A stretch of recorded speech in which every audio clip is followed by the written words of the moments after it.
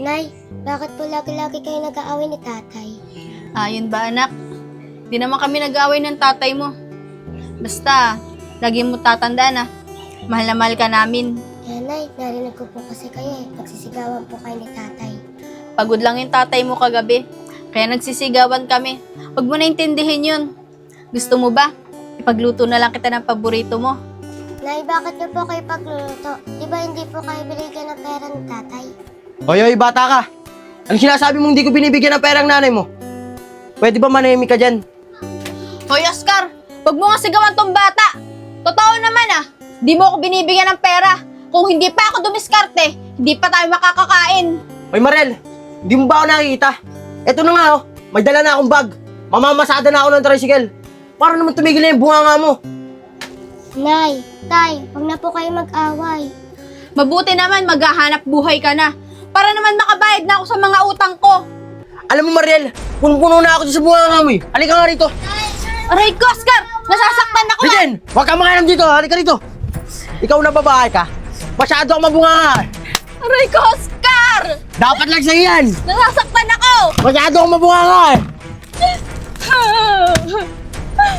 Yan ang bagay sa'yo. Mabunganga ka kasi. Aalis na lahat-lahat eh. Paano na pa pinagsasabi mo?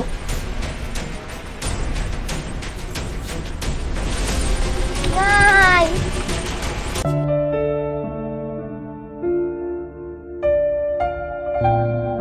Nay, okay ka lang po ba?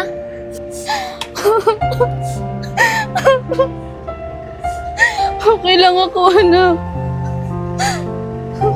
Nay, bakit po ganyan si tatay? Di ba dati hindi po siya ganyan? Di ko rin alam kung bakit nagkakaganon yung tatay mo. Bigla siyang nagbago.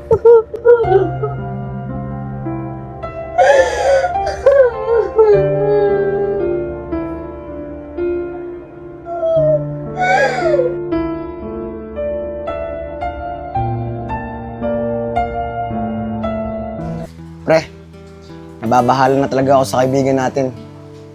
Iba na yung pakiramdam ko sa kanya. Wala na yung pinagbabago niya. Hindi naman siya dating ganun Ako rin pre. Napapaisip na rin kay Oscar. Hindi naman siya dating ganun Malayong-malayo na talaga yung dating ugali niya. Alam mo pare, simula na naging madikit si Oscar kay Allen, nag-iba na siya. Di kaya may kinalaman si Allen sa nangyayari kay Oscar? Pre, sa tingin ko naman walang kinalaman doon si Allen. Di ba? Nagbago na nga siya. At nakipagkaibigan pa nga sa atin Basta pre, malakas ang kutob ko na may kinalaman si Allen sa nangyayari sa kaibigan natin. O pare, ayun pala si Oscar Nagbiyabiyahin ng tricycle. Oscar! Tara muna dito! Mga pare. Mga pare, ba't niyo ako tinawag? Mga pare, anong kailangan niyo sa akin? Pera, wala pa ako niyan Bago pa lang ako namamasada Hindi pera ang kailangan namin sa'yo. Ano ba nangyayari? At bakit ka nagkakaganyan? Kaya nga pre, ano ba nangyayari sa'yo? Tignan mo yung tsura mo. Upak na upak ka na. Tapos nangangalumata ka pa. Umamin ka nga sa amin, pre. Nagbibisyo ka, Dahil dyan sa itsura mo. May kinalaman ba si Allen dyan? Mga pre, nagkakamali kayo. Hindi ako nagbibisyo. Tsaka di ba mabait na si Allen? Nakipagkaibigan nga siya sa atin Oo, nakipagkaibigan niya siya sa atin. Pero huwag ka basta-basta magtitiwala sa kanya. Dahil hindi natin alam, baka may pinaplano siya. Oscar, huwag sanang sasama yung loob mo Pinapayuhan ka lang namin bilang isang kaibigan. Pwede naman tayo makapagkaibigan kay Allen Pero huwag natin bibigay lahat ng tiwala natin sa kanya. Saglit lang mga pre. Ba't kayo ganyan magsalita kay Allen? Hindi pa ba sapat yung pinakita niya sa inyo? Na nagbabago na siya. Akala ko naman kung ano yung sasabihin nyo. Yun lang pala. Yan na nga kayo.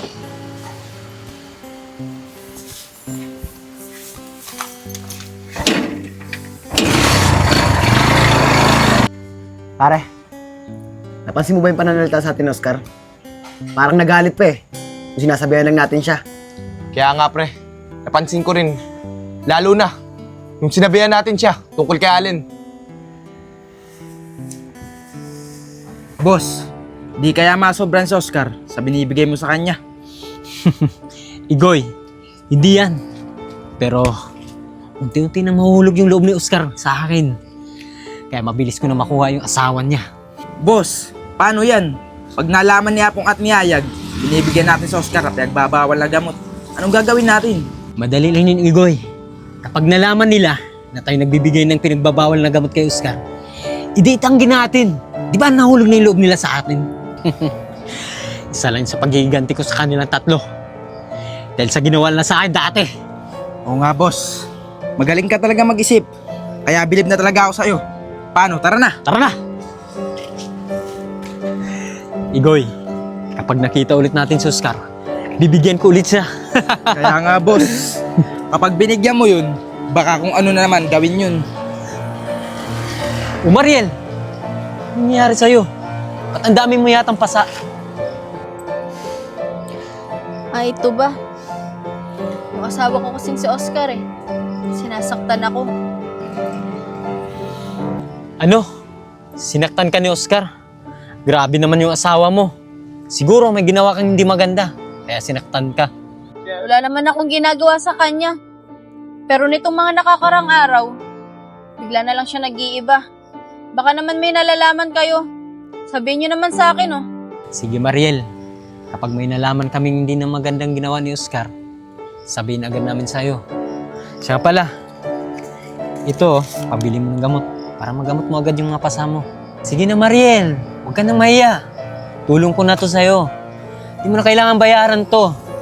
Sige na. Allen, nakakahiya naman eh. Baka kailangan mo yan. Sige na. Marami ako nito. Kapag kailangan mo pa, huwag kang mahiya magsabi sa akin ha. Paano Mariel? Dito na kami ha. Mag-ingat ka dyan.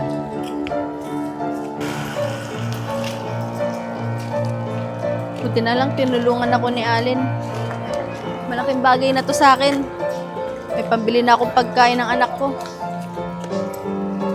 Ayos, boss. Nakadamoves ka doon kay Mariel. Sabi ko naman sa'yo, Igoy eh. Bibigay din yun. Unti-unti na yan. Makukuha ko na rin yan si Mariel. Tara na. Tara!